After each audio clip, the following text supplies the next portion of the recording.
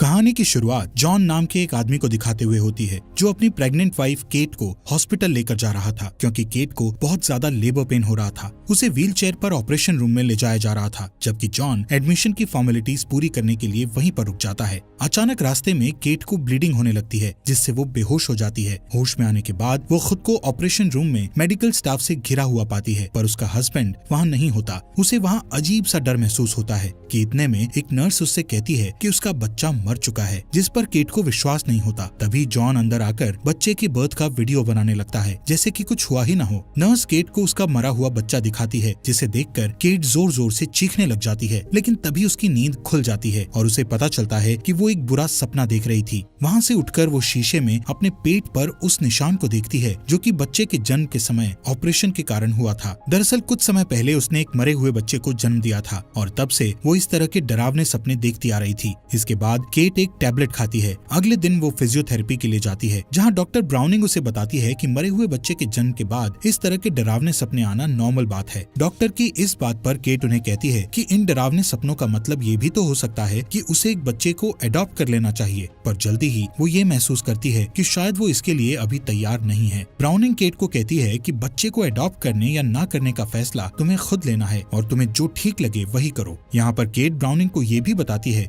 कि वो कुछ दिन पहले अल्कोहल खरीदने शॉप पर गई थी, बट वहाँ पर उसने ऐसा नहीं किया, जिसके रिप्लाई में ब्राउनिंग कहती है कि ये तो बहुत अच्छी बात है। इसके बाद यहाँ से केट अपनी बेटी मैक्स को स्कूल से लेने चली जाती है। यहाँ पर हमें पता चलता है कि मैक्स बहरी है। घर लौटते वक्त ट्रैफिक लाइट से ध्यान हटने के कारण उनका एक्सीडेंट होते होते बचता है। घर आकर कुछ टाइम बाद केट पियानो बजाती हुई म्यूजिक कंपोज कर रही थी, लेकिन बाहर से आने वाले शोर के कारण उसको म्यूजिक कंपोज करने में बहुत परेशानी हो रही थी। इसलिए वो बाहर आकर देखती है कि मैक्स एक बास्केटबॉल को दीवार पर मार रही है, जिससे वो उसे डांटने लगती है। यहाँ पर मैक्स केट से इसके लिए माफी मांगती है कि तभी जॉन अपने बेटे डैनियल के साथ घर आता है और वो तीनों मिलकर बास्केटबॉल से खेलने लगते हैं। रात को जब केट मैक्स को सुलाने जाती है तो मैक्स उसे कहानी सुनाने को कहती है, जिस पर केट उसे एक मरे हुए बच्चे की कहानी सुनाती है। मैक्स उससे पूछती है कि क्या उसे एक नई बहन मिल सकती है, जिसका केट कोई जवाब नहीं देती और बेड पर सोने से पहले वो एक और टैबलेट लेती है। बेड पर वो जॉन को कहती है कि उसने एक बच्चे को अडॉप्ट करने का डिसीजन लिया है। अगले दिन वो दोनों एक ऑर्फनेज यानी अनाथालय में जाते हैं, जहाँ उनको सिस्टर अबिगेल मिलती है, जो उनसे कहती है कि अपने आसपास देखकर जो भी बच्चा उन्हें पसंद आए तो मुझे आकर बता देना। केट फर्स्ट फ्लोर पर रुककर छोटी लड़कियों को खेलते हुए देखने लग जाती है, जबकि जॉन सेकंड फ्लोर पर चला जाता है। वो एक बच्ची को गाना गाते सुनकर उसके रूम में जाता है और देखता है कि वो बच्ची गाना गाते हुए एक पेंटिंग बना रही थी। इस बच्ची का नाम ईस्टर था। ईस्टर जॉन को अपनी पेंटिंग के बारे में बताने लग जाती है। इतने में केट सिस्टर अबिगेल के साथ वहाँ आ जाती है। अबिगेल उनका आपस में इंट्रोडक्शन कराती है, जिसके बाद जॉन और केट ईस्टर से बात करने लगते हैं। ईस्टर उन्हें कहती है कि कोई भी उससे बात नहीं करता क्योंकि वो सबसे अलग है। यहाँ पर जॉन और केट उसे पसंद कर लेते हैं और अबिगेल से उसे अडॉप्ट करने के बारे में बात करते हैं। वो उन्हें बताती है कि ईस्टर रशिया से आई थी और जो आदमी उसे लेकर आया था वो घर में आग लगने से मर चुका था। वो कहती है कि ईस्टर एक बहुत प्यारी लड़की है। इसके 3 हफ्तों के बाद केट और जॉन अबिगेल को गुड बाय कहकर ईस्टर को उस अनाथालय से ले जाते हैं। कार से जाते हुए रास्ते में केट ईस्टर को साइन लैंग्वेज सिखाने लगती है और जब वो लोग घर पहुंचते हैं तो मैक्स ईस्टर को देखकर बहुत खुश होती है। ईस्टर तुरंत उसे अपना इंट्रोडक्शन देने लगती है। यहाँ पर केट उसे बताती है कि मैक्स लोगों के लिप्स पढ़ सकती है। घर के अंदर आकर ईस्टर ग्रैंडमा बारबरा और डैनियल से मिलती है। उस रात सभी उसे वेलकम गिफ्ट करते हैं, सिवाय डैनियल के, क्योंकि उसे ईस्टर से जलन हो रही थी, खासकर तब जब वो जॉन को थैंक्स कहने के लिए उसके गले लगती है। अगले सीन में हम देखते हैं कि डैनियल अपने दोस्तों के साथ ट्री हाउस में बैठकर गंदी किताबें पढ़ता है। ईस्टर और मैक्स स्नो में खेलने लगते हैं। घर के अंदर बारबरा और केट मैक्स के बारे में बातें करने लगते हैं। साथ ही बारबरा उससे कहती है कि ईस्टर के घर में सेटल होने के बाद वो अपना टीचिंग का काम फिर से शुरू कर दे, पर वो उसके जवाब से निराश हो जाती है। उस रात केट अपने बेड पर जाने को होती है कि तभी जोर का तूफान आने लगता है। ईस्टर उठकर मैक्स के रूम में चली आती है। जब जॉन और केट प्यार कर रहे होते हैं कि उन्हें दरवाजे पर दस्तक सुनाई देती है। दरवाजा खोलने पर उन्हें दोनों बच्चियां दिखाई देती हैं जो तूफान से डरकर उनके पास सोने चली आई थी। ईस्टर जॉन के पास सोती है। अगले दिन सुबह वो सब स्कूल के लिए निकलने वाले होते हैं कि ईस्टर फैंसी ड्रेस पहनकर नीचे आती है। जिसे देखकर बच्चे हंसने लगते हैं। केट उससे पूछती है कि क्या वो सचमुच उन कपड़ों में स्कूल जाना चाहती है, तो वो उसे कहती है कि दूसरों से अलग दिखने में कोई बुराई नहीं है। फिर स्कूल पहुंचने पर उसकी क्लास टीचर उसका स्वागत करती है, पर एक स्टूडेंट उसका मजाक उड़ाती है। उस दिन मैक्स और ईस्टर ठंड में जमी हुई झील पर खेलते हैं और केट आकर उन्हें डांटती है और कहती है कि वहाँ खेलना मना है। उधर डैनियल अपने पेंट बॉल गन से खेलते हुए एक कबूतर को गलती से शूट कर देता है। वो कबूतर घायल होकर गिर जाता है। ईस्टर और मैक्स उसके पास आते हैं और उसे अपसेट देखकर ईस्टर उसे एक बड़ा सा पत्थर देकर उसके दर्द से छुटकारा दिलाने के लिए कहती है, पर डैनियल इनकार कर देता है। तो ईस्टर खुद उस कबूतर को पत्थर से मार डालती है। बाद में ईस्टर नहाने चली जाती है। केट जब रूम में धुले हुए कपड़े रखने जाती है तो देखती है कि ड्रॉवर में एक पुराना बाइबल अटका हुआ है। वो उसे निकाल कर देखती है तो उसमें एक आदमी का फोटो मिलता है। ईस्टर बाथरूम से निकलकर उसे देख लेती है। स्कूल में ईस्टर की वजह से डैनियल के फ्रेंड्स उसका मजाक उड़ाते हैं, इसलिए वो चिढ़कर उसे धक्का दे देता है, जिससे उसके बुक्स बिखर जाते हैं। जब वो उन्हें उठाने लगती है तो उसके क्लास की एक लड़की को उसका बाइबल गिरा हुआ मिलता है। वो दोनों उस बाइबल को लेने के लिए छीना झपटी करते हैं कि वो उछलकर जमीन पर गिर जाता है। ईस्टर उसे जल्दी से उठा लेती है, पर उस लड़की का हाथ उसके चोकर पर चला जाता है और वो उसे डॉगी कहकर बुलाती है। इस पर ईस्टर जोर से चीखती है। बाद में घर पर केट उसे पियानो बजाना सिखाती है। फिर वो स्कूल में हुई घटना के बारे में उससे पूछती है, पर वो उस बारे में कोई बात नहीं करना चाहती थी। तब केट उसे एक स्क्रैप बुक देती है जो उसने उसके लिए बनाना शुरू किया था। ईस्टर उससे उसके मरे हुए बच्चे के बारे में पूछती है। केट उसे सारी बातें बताती है और उसे गुलाब की वो झाड़ी भी दिखाती है जहाँ उन्होंने उसकी राख को बिखेरा था। डिनर के बाद बच्चों को सुलाकर केट और जॉन किचन में ही रोमांस करने लगते हैं कि अचानक ईस्टर वहाँ आ जाती है। अगले दिन सुबह केट ईस्टर से इस बारे में बात करना चाहती है, पर वो पेंट करती हुई बेफिक्र दिखाई देती है और केट से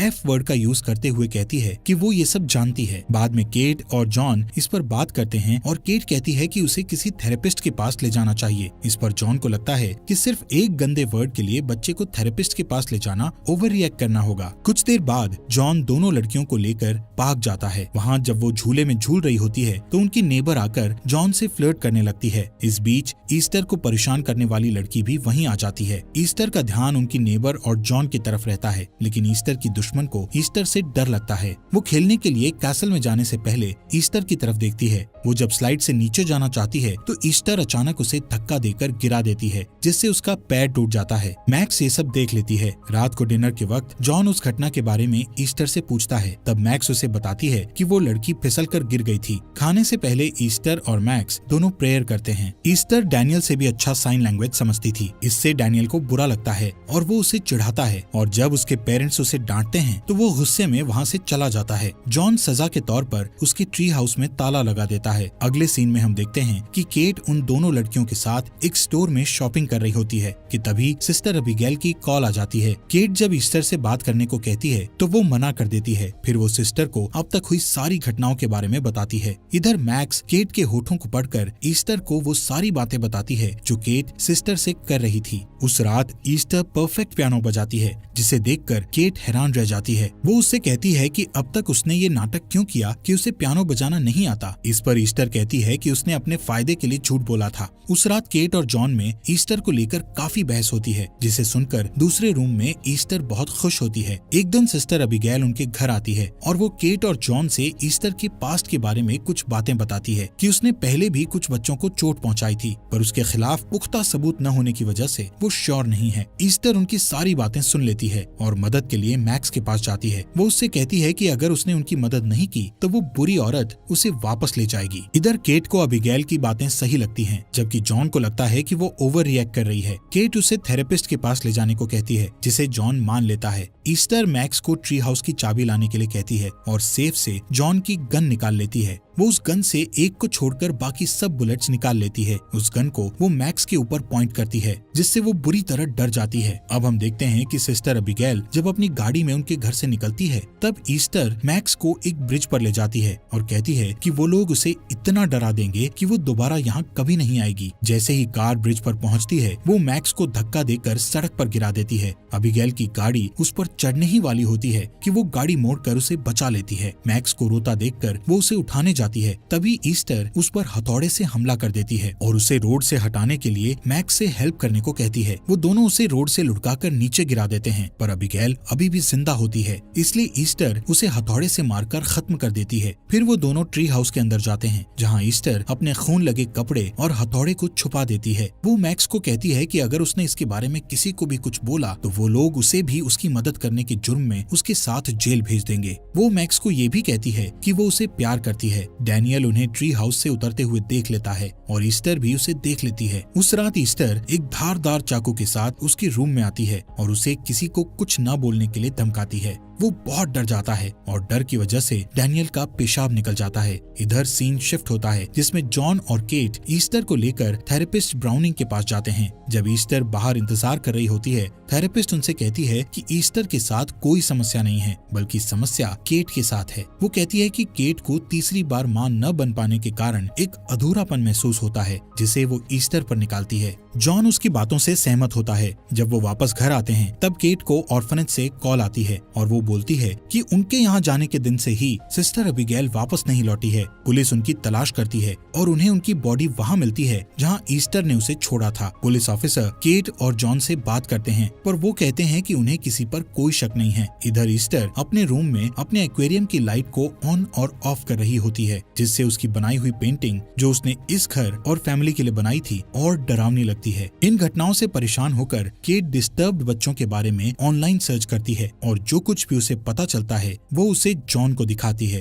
वो फिर से उससे सहमत नहीं होता है। इस पर वो कहती है कि अब वो दोबारा डॉक्टर ब्राउनिंग के पास नहीं जाएगी। केट ईस्टर को लेकर चिंतित रहती है और वो कहती है कि वो रशिया के ऑर्फनेज से कांटेक्ट करेगी जहां से ईस्टर आई है। जब वो कॉल करती है तो उसे पता चलता है कि उनके पास ईस्टर नाम की किसी लड़की का रिकॉर्ड नहीं था। अगले दिन जॉन ईस्टर को डेंटिस्ट के पास ले जाने के लिए उठाने आता है, पर वो जाना नहीं चाहती थी, इसलिए वो उसे दूसरे दिन ले जाने का वादा करता है। फिर वो दोनों सारा दिन साथ में पेंटिंग करते हुए बिताते हैं। ईस्टर उसे कहती है कि केट उसे पसंद नहीं करती है। इस बीच केट दूसरे बच्चों को स्कूल छोड़ने जाती है और उनसे ईस्टर के बारे में पूछती है। वो दोनों झूठ बोल देते हैं कि उसने कभी कुछ गलत नहीं किया है। उस रात ईस्टर किचन में केट से कहती है कि वो उसके लिए कुछ गिफ्ट लेकर आई है। फिर वो उसे गुलाबों का एक गुलदस्ता देती है जो उसने उस जगह से तोड़ा था जहाँ इसकी बेटी की राख पड़ी थी। ये देखकर केट अपसेट हो जाती है और उसे जोर से पकड़कर झंझोड़ देती है। इस पर जॉन कहता है कि ये उसकी गलती थी। उसी रात ईस्टर गैराज में जाकर अपना हाथ तोड़ लेती है। सोने के टाइम वो जॉन को बुलाती है और कहती है कि उसका हाथ बहुत दुख रहा है। जब वो चेक करता है तो देखता है कि उसका हाथ टूटा हुआ था। वो लोग डॉक्टर के यहाँ से लौटते हैं तो वो उसे अपने बेड पर सुला देता है। जब केट अंदर आती है तो वो उस पर नाराज होता है, पर केट कहती है कि उसने उसे इतनी जोर से नहीं पकड़ा था। थोड़ी देर बाद वो एक लिकर स्टोर में जाकर 2 बॉटल शराब की खरीदती है। वो थोड़ा पीने के बाद बाकी बची हुई शराब नाली में फेंक देती है। अगले दिन सुबह जब वो बच्चों को स्कूल छोड़ने जाती है तो कार से निकलते हुए डैनियल का बैग फट जाता है। केट उसकी मदद करने जाती है, पर तभी ईस्टर कार को चालू कर देती है, जबकि मैक्स उसके अंदर थी। केट कार के पीछे तब तक भागती है जब तक कार बर्फ के कारण रुक नहीं जाती। उस रात जॉन के कहने पर डॉक्टर ब्राउनिंग उसके घर आती है और सुबह वाली घटना के बारे में चर्चा करने पर केट उससे कहती है कि उसने कार को पार्क किया था, पर मैक्स ईस्टर को बचाने के लिए झूठ बोल रही है। तब जॉन शराब की वो दूसरी बोतल उसे दिखाता है जो ईस्टर को मिला था। थेरेपिस्ट उससे कहती है कि उसने उसके लिए रिहैबिलिटेशन सेंटर में जगह बुक करके रखी है। केट शराब वाली बात उसे सच बता देती है, पर वो लोग उसकी दोनों बातों पर विश्वास नहीं करते हैं।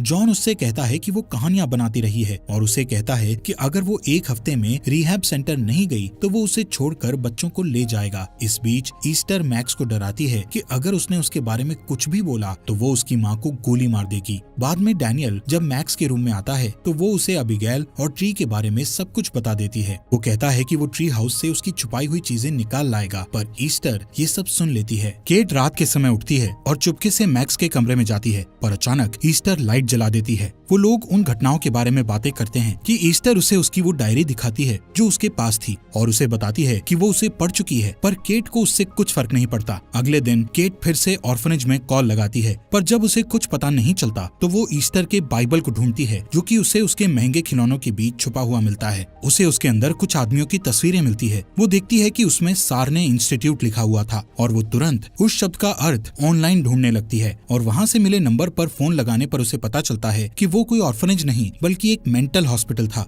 इस बीच डैनियल चुपके से अपने घर से निकलकर ट्री हाउस में जाता है ताकि वो ईस्टर द्वारा छुपाई गई चीजों को निकाल सके। ईस्टर उसका पीछा करती है और सबूतों पर पेट्रोल डालकर उसे जला देती है और डैनियल को उस जलते हुए ट्री हाउस के अंदर लॉक कर देती है। वो अपनी माँ को पुकारता है पर वो ईस्टर के बारे में छानबीन करने में बिजी रहती है। ट्री हाउस की छत पर चढ़कर डैनियल मदद के लिए चिल्लाता है। वो लकड़ी के एक बीम पर गिरता है और वहाँ से फिसलकर जमीन पर गिर जाता है और ईस्टर उसे देखती रहती है। केट आग को देखती है कि अचानक उसकी नजर ईस्टर पर पड़ती है जो एक बड़ा पत्थर लेकर डैनियल को मारने जा रही होती है। मैक्स उसे धक्का देकर दूर हटा देती है और इससे पहले कि वो और कोई नुकसान पहुंचाती, केट वहां पहुंच जाती है। डैनियल जिंदा रहता है। थोड़ी देर बाद वो सब हॉस्पिटल में होते हैं और डॉक्टर उन्हें बताता है कि डैनियल को सीरियस नेक इंजरी हुई थी जिसके कारण उसे कुछ भी याद नहीं है। ईस्टर जॉन से डैनियल के बारे में चिंता जताती है। केट वो सारी बातें जॉन को बताती है जो उसने ईस्टर के बारे में पता किया था, पर वो अभी भी केट से सहमत नहीं होता है। जब वो लोग बहस कर रहे होते हैं तब ईस्टर डैनियल के रूम में जाती है। मैक्स को ईस्टर के बारे में सब पता था इसलिए वो उसके पीछे जाती है।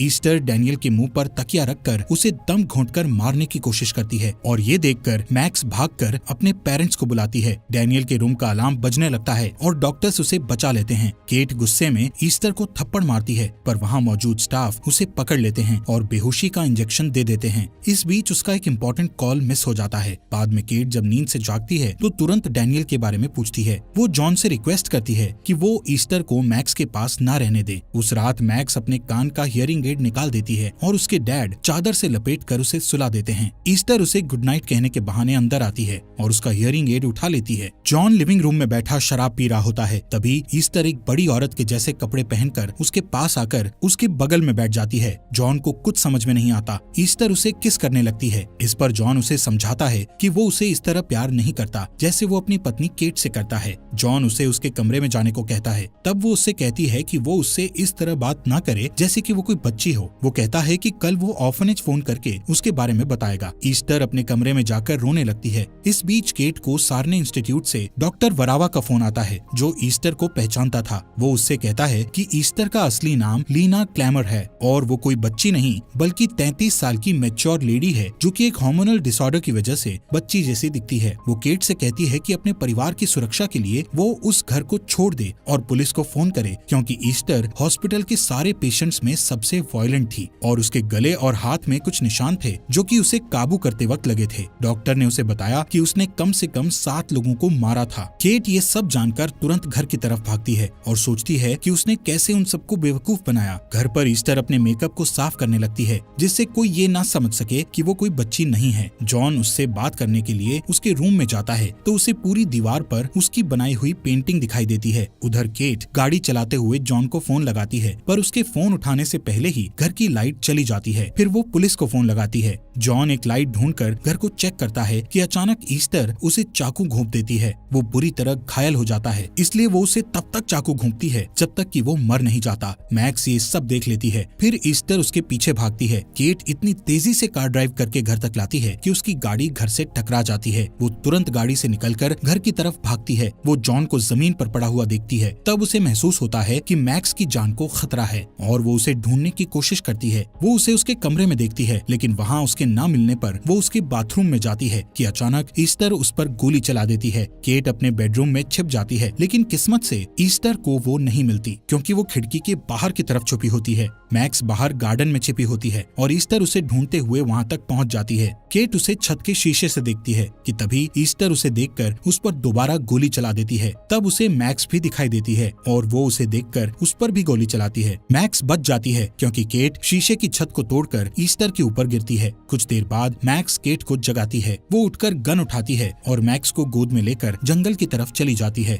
इतने में पुलिस वहाँ पहुंचकर घर के अंदर जाती है पर ईस्टर वहाँ नहीं होती। ईस्टर हाथ में चाकू लेकर केट और मैक्स के पीछे भागती है। फिर वो दोनों जमी हुई झील पर गिर जाती हैं और लड़ने लगती हैं। ईस्टर बेरहमी से उसे मारती है। मैक्स गन उठाकर गोली चलाती है जिससे बर्फ टूट जाता है और झील में एक गड्ढा बन जाता है। वो दोनों उसमें गिर जाती है। वो तब तक लड़ती है जब तक कि केट ईस्टर को बेबस नहीं कर देती। जब केट उससे बाहर निकलने लगती है तब ईस्टर फिर से उसे पकड़ लेती है और उससे अपनी जान बचाने के लिए रिक्वेस्ट करती है, पर केट उसे लात मारकर वापस झील में गिरा देती है। दोस्तों, हमारे फॉक्स एक्सप्लेनर हिंदी चैनल को सब्सक्राइब करना मत भूलना।